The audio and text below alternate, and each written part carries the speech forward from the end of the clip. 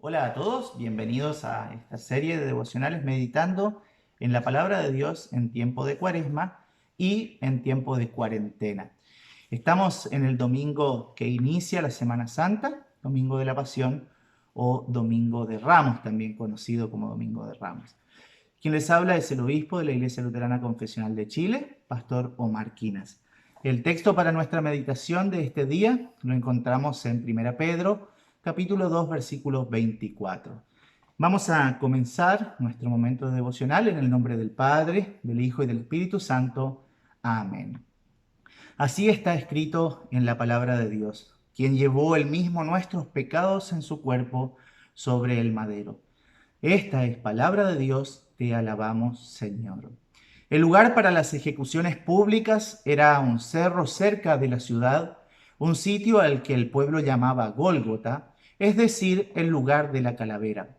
Cuando llegaron allí con Jesús, le ofrecieron vino mezclado con mirra, una mezcla que se les daba a las personas que iban a ser ejecutadas para adormecerlas. Sin embargo, Jesús lo rechazó. Luego lo crucificaron. Entre los romanos se hacía de esta manera. Después de alzar la cruz, 4 soldados levantaban al condenado, luego de quitarle la ropa, y lo ponían en una percha que estaba en la parte vertical de la cruz. Esto se hacía con sogas y el condenado se sentaba arriba de la percha. Luego se le ataban los brazos a la viga horizontal y le atravesaban las manos con clavos grandes. En la base de la viga vertical se le clavaban también sus pies. Crucificaron al mismo tiempo a 2 ladrones, uno a su derecha y otro a su izquierda. Así se cumplió la profecía del profeta Isaías que encontramos en el capítulo 53, versículo 12, donde dice, y fue contado con los pecadores. Mientras permanecía colgado allí, expuesto de manera vergonzosa a las burlas de sus enemigos, y sufría, por supuesto, gran dolor, nuestro Salvador hizo algo que bajo la circunstancia es realmente extraordinario, pero que en verdad está en perfecta armonía y consonancia con todas sus enseñanzas. Oró por los que habían sido responsables de su condenación, diciendo, Padre, perdónalos porque no saben lo que hacen. Este fue su primer pensamiento y sus primeras palabras mientras estaba colgado en la cruz. Pilato hizo escribir el motivo de su condenación en una tabla que puso arriba de la cabeza de Jesús, donde decía, Jesús Nazareno, Rey de los judíos. Y estaba escrito en latín, griego y arameo. Muchos judíos leyeron ese anuncio y los principales sacerdotes protestaron a Pilato diciendo, no escribas, rey de los judíos, sino que él dijo, soy el rey de los judíos. Pero Pilato de manera contundente respondió, lo que he escrito, lo he escrito.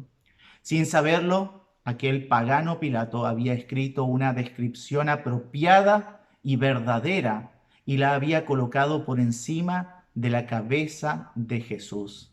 Jesús de Nazaret en verdad era el rey de los judíos, el descendiente de David, que debía establecer un nuevo reino espiritual y eterno.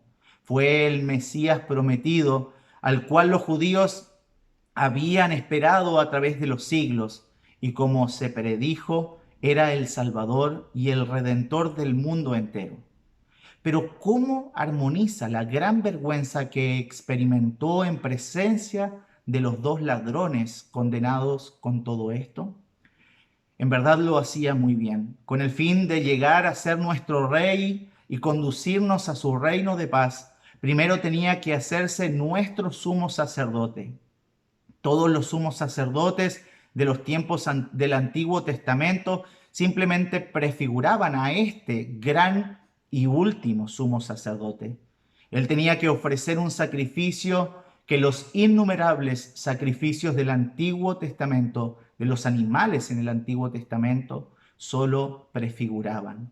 Pero no fue el sacrificio de ningún animal, sino el sacrificio de su vida santa por nuestros pecados. y los de todo el mundo en verdad. Jesús fue el Cordero de Dios que lleva el pecado del mundo entero. Él mismo llevó nuestros pecados en su cuerpo sobre el madero. Y la corona que llevó allí, la corona de espinos, también fue apropiada, como lo fue también el carmesí de su sangre que emana de sus heridas, mientras permanecía allí entronizado en la cruz. En ese estado, por ese acto, nos redimió y nos compró de todos los pecados, de la muerte y del poder del diablo, para que seamos suyos y vivamos bajo él en su reino. Oye a ese sumo sacerdote, suspendido en la cruz y orando por sus enemigos. Y nosotros en verdad debemos incluirnos entre esos enemigos, porque recuerda lo que leemos en la carta del apóstol Pablo a los Romanos, capítulo 5, versículo 10. Porque si siendo enemigos fuimos reconciliados con Dios por la muerte de su Hijo, mucho más, estando reconciliados, seremos salvos por su vida.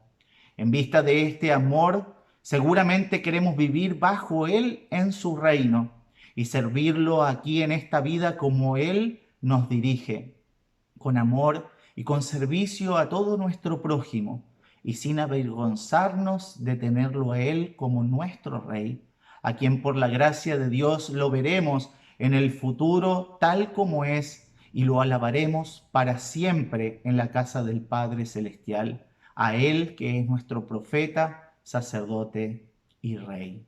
Amén.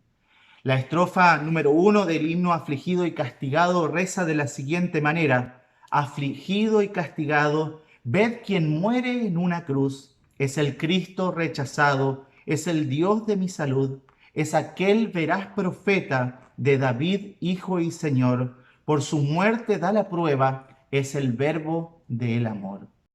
Oremos. Todopoderoso y eterno Dios, tú enviaste a tu Hijo, nuestro Salvador Jesucristo, para asumir nuestra carne y padecer nuestra muerte en la cruz.